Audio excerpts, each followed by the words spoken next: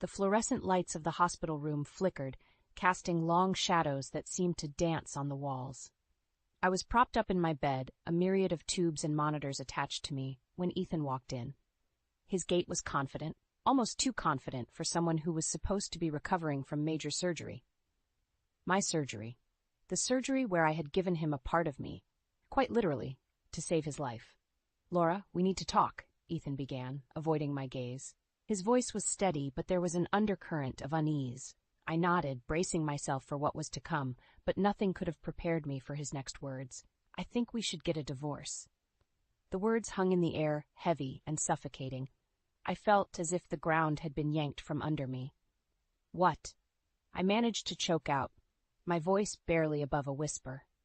Ethan finally met my gaze, his eyes cold and detached. "Look, Laura, you can't take care of the house or me anymore. This situation has made it clear. You're not the partner I need." I was stunned into silence. The man who stood before me, the man I had loved and cared for, seemed like a stranger. "But I just gave you part of my liver. I saved your life." My voice cracked with emotion, a mixture of disbelief and anger bubbling to the surface. "That's just it, Laura. You did save my life, and I'll be forever grateful. But gratitude isn't enough to sustain a marriage. We've been drifting apart for years, and this is just the final straw." His words cut deeper than any scalpel ever could. I had laid on that operating table for him, endured pain and risked my life, and this was how he repaid me? With coldness and divorce papers? "You knew what you were signing up for when we got married," I retorted, my anger rising. "You promised to be there in sickness and in health. Or does that only apply when it's convenient for you?" Ethan sighed, rubbing the back of his neck. "I know what I said, Laura, but people change, situations change. I need to think about my future, and I can't see you in it anymore." I wanted to scream, to lash out, to tell him how unfair this was, but the words died in my throat. Instead, I whispered, "So this is it? You're abandoning me when I need you the most?" "It's not like that, Laura. I can't be the person you want me to be. I'm sorry." Without another word, Ethan turned and left the room, leaving me alone with my thoughts and a heart shattered into a million pieces. As the door clicked shut, a bitter laugh escaped my lips. The irony of it all wasn't lost on me. Ethan, the man who couldn't bear the thought of caring for his sick wife, was alive because of me. And now he was walking away, free to live his life, while I lay here, broken and betrayed. In that moment, a fire ignited within me, burning away the remnants of my affection for Ethan. He wanted a divorce? Fine. But I wouldn't make it easy for him. I would fight back, and I would make sure he regretted this day for the rest of his life. The days turned into weeks, and the hospital room felt more like a prison than a place of healing. Each day blended into the next, marked only by the visits from doctors and the occasional obligatory check-in from Ethan's family, who seemed more concerned with his well-being than mine. It was during one of these long, lonely afternoons that I found myself reflecting on the past, on how Ethan and I had arrived at this painful juncture. Our story began at the small publishing firm where we both worked. Ethan, with his keen insight into political affairs, and I, a hopeful comic artist, found ourselves drawn together by our shared ambition and love for the written word. Our relationship blossomed quickly, fueled by late-night discussions about our dreams and aspirations. Ethan was charming, passionate about his work, and seemingly devoted to me. When he proposed, it felt like a dream come true. However, the dream began to crumble soon after our wedding. Ethan's career took off, and he became consumed by his work, leaving me to manage the household alone. Our conversations, once filled with mutual respect and understanding, turned into heated debates about my role in our marriage. "You knew what you were getting into when you married me, Laura," Ethan would say whenever I voiced my loneliness or dissatisfaction. "I need a partner who supports my career, not someone who needs constant attention." I remember trying to express how isolated I felt, only to be met with dismissal. "Laura, you're overreacting. We're doing fine. You just need to find something to keep you busy," he'd respond, his eyes glued to his phone or laptop, never really seeing me. The realization that Ethan saw me more as a convenience than a partner was a bitter pill to swallow. I threw myself into my comics, pouring my heart and soul into the panels. trying to fill the growing void between us. My characters lived vibrant, fulfilling lives, stark contrasts to my own, which seemed to be shrinking with each passing day. It was during a family gathering that Ethan's mother, perhaps sensing my growing despair, pulled me aside. "Laura, I'm sorry. Ethan has always been driven, but you don't deserve to be pushed aside. You're family now, and we're here for you, even if he's not." Those words, meant to comfort, only deepened my sense of failure. How had my life become a series of apologies and excuses for the man I loved? Our marriage, once the source of my happiness, had become a facade. I was living with a man who valued his career and social standing more than our relationship, a man who believed my sacrifice and support were simply parts of the role I had agreed to play. The love and partnership I had once believed in had dissolved into a business arrangement, one that Ethan was now seeking to terminate because I had become an inconvenient liability. As I lay in the hospital bed staring at the sterile white walls, I realized that Ethan's request for a divorce wasn't just the end of our marriage, it was my chance to reclaim my life. No longer would I be the silent supporter, the convenient wife. I would fight back, not just for the sake of revenge, but to regain my dignity and self-worth. Ethan thought he could discard me after everything I had done for him, after I had literally given a piece of myself to save his life. But I would show him that I was more than just a caretaker, more than just his wife. I was Laura Barnes, and I would not be underestimated. The resolve that had sparked in me the day Ethan walked out of my hospital room had now turned into a roaring blaze. I was ready to face whatever came next, armed with the truth and a newfound strength that Ethan had never seen. The day Ethan was diagnosed with cirrhosis was the day our fragile semblance of a marriage was put to the ultimate test. I remember the cold, clinical tone of the doctor as he explained the severity of Ethan's condition. "Without a liver transplant, Mr. Barnes's prognosis is very poor," he had said, his gaze shifting between Ethan and me. Ethan's reaction was one of sheer denial. There must be some mistake. "I feel fine," he protested, but the evidence was irrefutable. The lifestyle he had led, the endless work events accompanied by heavy drinking, had taken their toll. It was then, in the stark, impersonal hospital room, that Ethan turned to me with a desperation I had never seen in him before. "Laura, you're my only hope. Please, I need you." The weight of his plea hung heavily between us. Despite everything, the part of me that had loved him, that still cared for him on some level, couldn't turn away. "If I'm a match, I'll do it," I said, the words tasting like ash in my mouth. The tests confirmed that I was indeed a suitable donor, and the surgery was scheduled. The days leading up to it were a blur of paperwork, medical consultations, and a profound sense of loneliness. Ethan's family thanked me, their gratitude genuine, yet tinged with the unspoken acknowledgement of Ethan's role in his own predicament. "Thank you, Laura. You're doing a brave thing," Ethan's mother had said, her eyes wet with unshed tears. But Ethan's response was markedly different, almost indifferent, as if he considered my sacrifice a mere transaction. "You're saving my career, Laura. I won't forget this," he had said, but the warmth I had once felt for him was gone, replaced by a hollow emptiness. The surgery itself was a success, at least for Ethan. He recovered quickly, buoyed by the prospect of returning to his life, his career. I, on the other hand, faced complications. The physical pain was nothing compared to the realization that Ethan viewed my suffering as a necessary inconvenience, a stepping stone on his path to recovery. During one of his rare visits to my hospital room, Ethan's true feelings became painfully clear. "You know, this really puts things into perspective. I need to focus on my recovery, on getting back to work.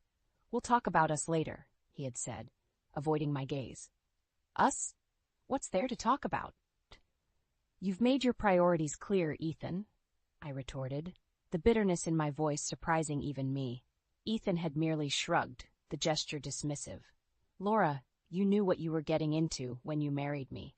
My career has always been my priority. You agreed to support me, remember?" That conversation was a turning point for me. It crystallized the stark reality of our marriage. To Ethan, I was nothing more than a means to an end, a convenient solution to his problems. My well-being, my dreams, my sacrifices were irrelevant to him. As Ethan left the room, his footsteps echoing hollowly in the sterile corridor, a resolve hardened within me. I would no longer be the silent, suffering wife.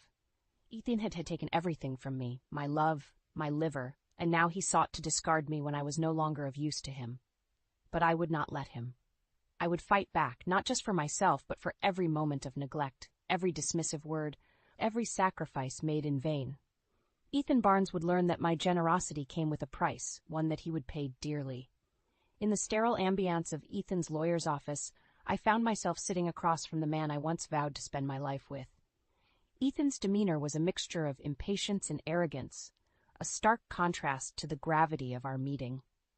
Without any preamble, he pushed a set of documents toward me.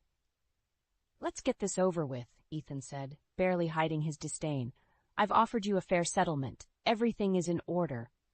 I scanned the documents, my heart sinking with each word. "Fair?" I echoed, disbelief coloring my tone. "You think abandoning your wife after she saved your life is fair?" Ethan smirked, a cold glint in his eyes. "I'm just being realistic, Laura. Our marriage was over long before this. It's better for both of us to move on." The lawyer shifted uncomfortably, sensing the tension, but Ethan waved him off, his focus solely on me. "Look, Laura, I'm starting a new chapter in my life. I suggest you do the same. Take the settlement. It's more than generous given the circumstances." His words stung, a brutal reminder of the transactional nature of what our marriage had devolved into. "A new chapter? At my expense?" I retorted, my voice steady despite the turmoil inside. "You owe me for every sacrifice, every ignored plea for attention, every moment of pain." Ethan laughed, a sound that sent shivers down my spine. "You're delusional if you think you're entitled to anything more. I made you who you are. Without me, you're nothing." That was the last straw. The pain and humiliation I had endured crystallized into a fierce resolve. "We'll see about that, Ethan. You may think you've won, but this is far from over. I'll make sure of it." As I left the office, Ethan's facade of confidence seemed to crack, revealing a flicker of doubt. The battle lines were drawn, and I was no longer the woman he thought he could easily discard. The days that followed were a blur of strategizing and planning. Mark, a colleague and friend, became my ally in the quest for justice. Over coffee one afternoon, I shared the full extent of Ethan's betrayal, my words painting a vivid picture of the man behind the public persona. "He can't get away with this, Laura," Mark said, his anger mirroring my own. "You deserve better. We need to expose him for who he truly is." "I agree," I replied, the weight of my decision heavy on my shoulders. "It's time for some well-deserved karma." Together, we crafted a plan that was both bold and risky. Utilizing Mark's connections, we secured an interview with a prominent online platform known for its investigative journalism. The piece would detail my side of the story, laying bare Ethan's deceit and manipulation for the world to see. On the day the article was published, I felt a mix of fear and vindication. The headline alone, "The Unseen Sacrifice, A Wife's Tale of Betrayal and Bravery," was a testament to the journey I had embarked upon. Ethan's reaction was swift and predictable. His fury came through the phone line, palpable and venomous. "How dare you do this to me, Laura? You'll pay for this." "It's only the truth, Ethan," I responded, my voice calm but firm. "Something you've been running from for far too long." "You think you can destroy me?" "I'll sue you for defamation," he threatened, his voice a blend of anger and desperation. "Go ahead and try," I countered, a sense of empowerment coursing through me. "Everything in that article is the truth, and I have the evidence to prove it. It's your word against mine, and the court of public opinion has already made its verdict." The call ended with Ethan slamming the phone down, but I remained unfazed. I had taken the first step in reclaiming my life and dignity, no longer a silent victim of Ethan's cruelty. As the fallout from the article began to unfold, with Ethan's public image and career taking a hit, I watched from a distance. There was no joy in my heart, only a solemn satisfaction that justice was finally being served. I had started this fight to expose the truth, not for revenge, but to reclaim my voice that Ethan had tried so hard to silence. Now, standing on the precipice of a new beginning, I knew the hardest battles were still ahead. But for the first time in a long time, I felt ready to face them head-on. The aftermath of the article's publication was like watching a slow-motion collapse of Ethan's carefully constructed world. My phone buzzed continuously with notifications, texts from old friends, colleagues, and even strangers expressing their support and sharing their own stories of disillusionment and betrayal. It was overwhelming, yet validating. Ethan, on the other hand, found himself in the eye of a storm he could no longer control. The first crack in Ethan's armor appeared publicly when a video of him confronting a journalist went viral. His anger, usually so well masked by charm and wit, was on full display for the world to see. "Why don't you tell the real story about how Laura is trying to ruin my life?" Ethan spat at the journalist, who merely replied, "We're just interested in the truth, Mr. Barnes." The truth. A concept so foreign to Ethan, it seemed to enrage him further. His tirade continued, unaware of the cameras recording every word, every gesture of disdain. This was not the Ethan the public knew and admired. This was the man I had lived with, fought with, and ultimately left. As Ethan's public persona unraveled, I received a call from Mark, his voice tinged with excitement and anticipation. "Have you seen the latest? Ethan's self-destructing. Your story has opened the floodgates. People are coming forward with their own experiences." I hadn't anticipated the breadth of the impact.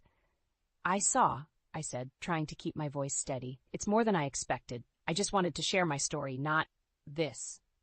Mark was quick to reassure me. "Laura, you did the right thing. Ethan's true colors needed to be exposed. The world needed to see him for who he really is."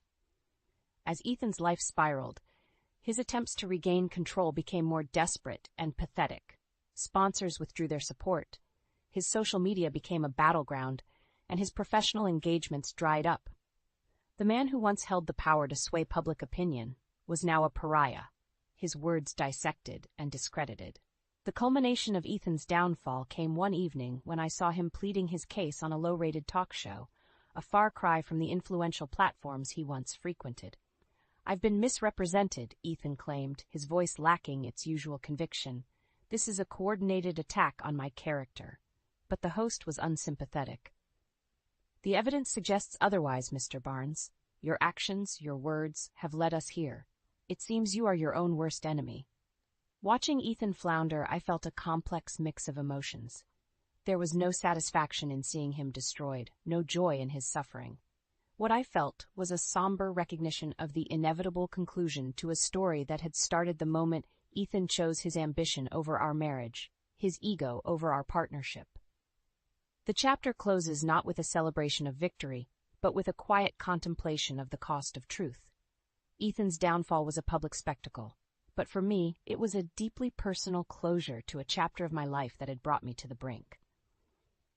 I turned off the TV and looked around my quiet apartment, the noise of Ethan's downfall fading into the background.